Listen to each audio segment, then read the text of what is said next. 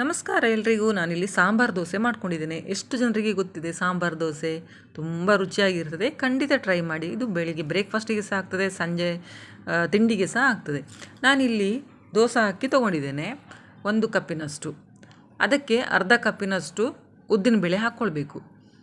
ನೀವು 2 ಕಪ್ ತೊಗೊಂಡ್ರೆ 1 ಕಪ್ ಉದ್ದಿನಬೇಳೆ ಹಾಕ್ಕೊಳ್ಳಿ. ಇದಕ್ಕೆ ಮತ್ತು ಬೇರೆ ಏನು ಸಹ ಹಾಕಲಿಕ್ಕಿಲ್ಲ. ಈಗ ಇದನ್ನು ಕ್ಲೀನಾಗಿ ತೊಳೆದು ಒಂದು 4 ರಿಂದ 5 ತಾಸು ನೆನೆಸಿಟ್ಕೊಳ್ಳಿ. ಅದರ ನಂತರ ಗ್ರೈಂಡ್ ಮಾಡ್ಕೊಳ್ಳಿ.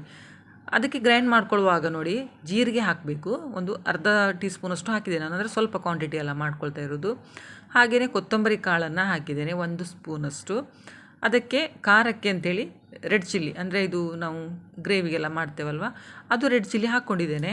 ಒಂದು 3 ಹಾಕ್ಕೊಂಡಿದ್ದೇನೆ. ನಿಮಗೆ ಖಾರ ನೋಡಿಕೊಂಡು ನೀವು ಹಾಕ್ಕೊಳ್ಳಿ. ಹಾಗೆಯೇ ಸ್ವಲ್ಪ ಹಿಂಗನ್ನು ಇಲ್ಲಿ ಆ್ಯಡ್ ಮಾಡಿದ್ದೇನೆ. ಇದನ್ನೀಗ ಸ್ವಲ್ಪ ನೀರು ಹಾಕಿ ನೈಸಾಗಿ ಗ್ರೈಂಡ್ ಮಾಡ್ಕೊಳ್ಬೇಕು. ನಿಮಗೆ ಬೇಕಂತೇಳಿ ಇದಕ್ಕೆ ಸ್ವಲ್ಪ ತೆಂಗಿನ ತುರಿ ಸಹ ಆ್ಯಡ್ ಮಾಡ್ಬೋದು ಗ್ರೈಂಡ್ ಮಾಡ್ಕೊಳ್ಳುವಾಗ. ಹಾಗೆಯೇ ಸ್ವಲ್ಪ ಅವಲಕ್ಕಿ ಸಹ ಬೇಕಂದರೆ ಸ್ಮೂತ್ ಬೇಕಂತೇಳಿ ಸ್ವಲ್ಪ ಅವಲಕ್ಕಿ ಸಹ ಆ್ಯಡ್ ಮಾಡ್ಕೊಳ್ಬೋದು. ಇಲ್ಲಿ ನೈಸಾಗಿ ಗ್ರೈಂಡ್ ಆದ ನಂತರ ನೋಡಿ, ನಾನು ಇದನ್ನೀಗ ಒಂದು ಪಾತ್ರೆಗೆ ಹಾಕ್ಕೊಳ್ತೇನೆ. ನೈಸ್ ಆಗಬೇಕು ಮಾತ್ರ, ಸ್ವಲ್ಪ ತರಿತರಿಯಾಗಿರಬಾರ್ದು. ನೀವು ಇದು ಕಲ್ಲಲ್ಲಿ ರುಬ್ಬಿದ್ರೆ ಇನ್ನೂ ಟೇಸ್ಟ್ ಸೂಪರ್ ಆಗಿರ್ತದೆ. ನೋಡಿ, ಇಲ್ಲಿ ಒಂದು ಪಾತ್ರೆಗೆ ನಾನಿಲ್ಲಿ ಹಾಕ್ಕೊಳ್ತಾ ಇದ್ದೇನೆ. ಈಗ ಇದಕ್ಕೆ ನೀವು ಬೇಕಂತೇಳಿದರೆ ಉಪ್ಪನ್ನು ಆ್ಯಡ್ ಮಾಡಿ ಇಟ್ಕೊಳ್ಬೋದು ರಾತ್ರಿ. ನಾನಿಲ್ಲಿ ಉಪ್ಪು ಆ್ಯಡ್ ಮಾಡಲಿಲ್ಲ, ಬೆಳಿಗ್ಗೆ ಹಾಕ್ಕೊಳ್ಳುವ ಅಂತ.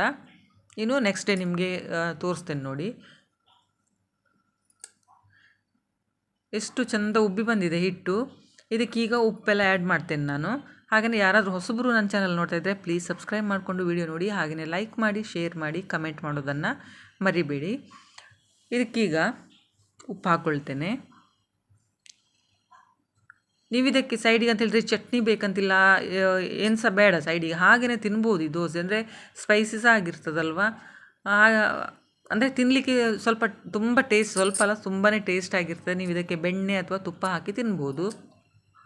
ಸೂಪರ್ ಹೇಳಿ ಕಾಂಬಿನೇಷನ್ ಹೇಳಿದ್ರೆ ಬೆಣ್ಣೆ ಇದಕ್ಕೀಗ ನಾನು ನೀರುಳ್ಳಿ ಮತ್ತು ಕರಿಬೇವು, ಸ್ವಲ್ಪ ಕೊತ್ತಂಬರಿ ಸೊಪ್ಪು ಇಷ್ಟನ್ನು ಇದಕ್ಕೆ ಆ್ಯಡ್ ಮಾಡ್ಕೊಳ್ತಾ ಇದ್ದೇನೆ. ನಾನಂದರೆ ಸ್ವಲ್ಪ ಕ್ವಾಂಟಿಟಿ ಮಾಡಿದಕ್ಕೋಸ್ಕರ ಎಲ್ಲ ಸ್ವಲ್ಪ ಸ್ವಲ್ಪನೇ ಆ್ಯಡ್ ಮಾಡ್ತಾಯಿದ್ದೇನೆ.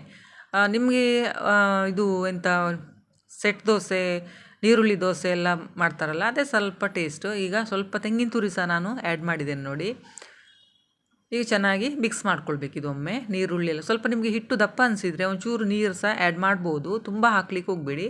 ನಮಗೆ ಉದ್ದಿನ ದೋಸೆ ನಾವು ಮಾಡ್ಕೊಳ್ತೇವಲ್ವ, ಸೇಮ್ ಅಷ್ಟೇ ಕನ್ಸಿಸ್ಟೆನ್ಸಿ ಇರಬೇಕು ಇದಕ್ಕೆ. ನಾನಿಲ್ಲಿ ಸ್ವಲ್ಪ ನೀರು ಸಹ ಆ್ಯಡ್ ಮಾಡಿದ್ದೇನೆ. ಸ್ವಲ್ಪ ದಪ್ಪನೇ ಉಂಟಲ್ವ ಹಿಟ್ಟು, ಹಾಗಾಗಿ ನೀರು ಆ್ಯಡ್ ಮಾಡಿದ್ದೇನೆ.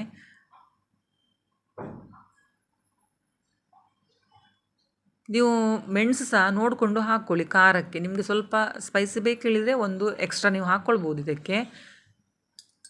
ಸ್ಪೈಸಿ ಬೇಡ ಹೇಳಿದರೆ ಕಮ್ಮಿ ಹಾಕ್ಕೊಳ್ಳಿ. ಇನ್ನೂ ಸಹ ದಪ್ಪನೇ ಉಂಟಿದು. ಒಂಚೂರು ನೀರು ಆ್ಯಡ್ ಮಾಡ್ತೇನೆ ನಾನು. ಇಲ್ಲಿ ತವಾ ಸಹ ಇಟ್ಟಿದ್ದೇನೆ. ಸ್ವಲ್ಪ ಎಣ್ಣೆ ಹಚ್ಚಿ ಟಿಶ್ಯೂ ಪೇಪರಲ್ಲಿ ಒರೆಸ್ಕೊಳ್ತಾ ಇದ್ದೇನೆ. ಟಿಶ್ಯೂ ಪೇಪರೇ ಬೇಕಂತಿರಲಿಲ್ಲ, ಬಟ್ಟೆಯಲ್ಲಿ ಸಹ ಕ್ಲೀನಾಗಿರೋ ಬಟ್ಟೆಯಲ್ಲಿ ಒರೆಸ್ಕೊಳ್ಬೋದು. ಇಲ್ಲಿ ದೋಸೆ ತವಾ ಬಿಸಿಯಾಗಿದೆ. ನಾನಿಲ್ಲಿ ಮೀಡಿಯಮ್ ಫ್ಲೇಮಲ್ಲೇ ಇಟ್ಕೊಂಡಿದ್ದೇನೆ. ಹಾಗೆಯೇ ಹಿಟ್ಟನ್ನು ಹಾಕಿ ನೋಡಿ, ಇಲ್ಲಿ ಈ ಥರ ಸ್ಪ್ರೆಡ್ ಮಾಡ್ಕೊಳ್ಳಿ. ನಿಮಗೆ ತೆಳು ಬೇಕಿದ್ದರೆ ತೆಳು ಸಹ ಮಾಡ್ಕೊಳ್ಬೋದು ಇದರಲ್ಲಿ. ದಪ್ಪ ದೋಸೆ ಬೇಕಿದ್ದರೆ ದಪ್ಪ ಸಹ ಮಾಡ್ಕೊಳ್ಬೋದು.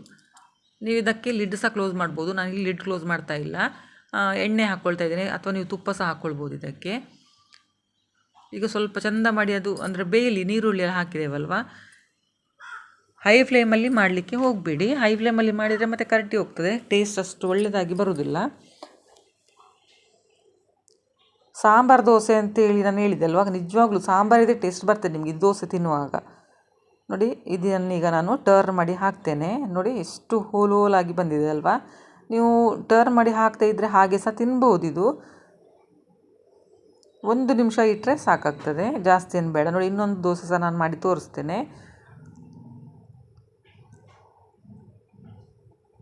ತುಂಬ ಸೂಪರಾಗಿ ಬರ್ತದೆ, ಖಂಡಿತ ಟ್ರೈ ಮಾಡಿ. ಅಂದರೆ ಅದು ತೆಂಗಿನ ತುರಿ ನಾನು ಎಕ್ಸ್ಟ್ರಾ ಹಾಕಿದ್ದೇನಲ್ಲ, ಗ್ರೈಂಡ್ ಮಾಡಲಿಕ್ಕೆ ಹಾಕಲಿಲ್ಲ. ಹಾಗಾಗಿ ದೋಸೆ ತಿನ್ನುವಾಗ ತೆಂಗಿನ ತುರಿ ಎಲ್ಲ ಬಾಯಲ್ಲಿ ಸಿಗ್ತದಲ್ಲ ನೀರುಳ್ಳಿ ಜೊತೆಯಲ್ಲಿ, ಒಳ್ಳೆಯದಾಗ್ತದೆ ತಿನ್ನಲಿಕ್ಕೆ. ಖಂಡಿತ ಟ್ರೈ ಮಾಡಿ ನೀವು. ಬೆಳಿಗ್ಗೆ ಬ್ರೇಕ್ಫಾಸ್ಟಿಗೆ ಸಹ ಅಂದರೆ ಮಾಡ್ಕೊಳ್ಬೋದು, ಇಲ್ಲ ಸಂಜೆ ಅಥವಾ ರಾತ್ರಿ ನೈಟ್ ಡಿನ್ನರಿಗೆ ಸಹ ನೀವು ಇದನ್ನು ಮಾಡ್ಕೊಳ್ಬೋದು.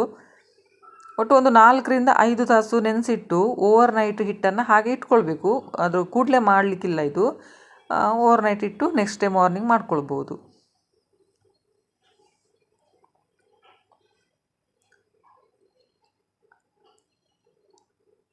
ನೋಡಿ ದೋಸೆ ಸಹ ರೆಡಿ ಆಯ್ತು ಈಗ. ಜಾಸ್ತಿ ಎಂಥ ಟೈಮ್ ಇಲ್ಲ, ಸೇಮ್ ನಿಮಗೆ ಉದ್ದಿನ ದೋಸೆ ಮಾಡಿದಷ್ಟೇ ಟೈಮು ಬೇಕಾಗ್ತದೆ ಇದಕ್ಕೆ. ಇದನ್ನೀಗ ತೆಗಿತೇನೆ ನಾನು. ನೋಡಿ ಎಷ್ಟು ಸ್ಮೂತಾಗಿ ಬಂದಿದೆ ಅಲ್ವಾ. ನಿಮಗೆ ಕ್ರಿಸ್ಪಿ ಬೇಕಾದರೆ ಮಾಡ್ಕೊಳ್ಬೋದು, ಅಥವಾ ಸ್ಮೂತ್ ದೋಸೆ ಬೇಕಂತೇಳಿದರೆ ಸಹ ನೀವು ಮಾಡ್ಕೊಳ್ಬೋದು. ತುಂಬ ಸೂಪರಾಗಿ ಬರ್ತದೆ. ನಾನು ನೋಡಿ ಇಲ್ಲಿ ಪ್ಲೇಟಲ್ಲಿ ಸರ್ವ್ ಮಾಡ್ಕೊಂಡಿದ್ದೇನೆ. ನಾನಿಲ್ಲಿ ಬೆಳ್ಳುಳ್ಳಿ ಚಟ್ನಿ ಮಾಡ್ಕೊಂಡಿದ್ದೇನೆ, ಹಾಗೆಯೇ ಇದು ಚಟ್ನಿ ಪುಡಿ. ನಿಮಗೆ ಅದು ಬೇಕಂತೇನಿಲ್ಲ, ಹಾಗೆಯೇ ಬೆಣ್ಣೆಯಲ್ಲಿ ತಿನ್ಬೋದು ದೋಸೆನ. ಬೇಕಂತೇಳಿದ್ದನ್ನು ಎರಡು ನೀವು ತೊಗೊಳ್ಬೋದು. ವಿಡಿಯೋ ನೋಡಿದ್ದಕ್ಕೆ ಥ್ಯಾಂಕ್ ಯು.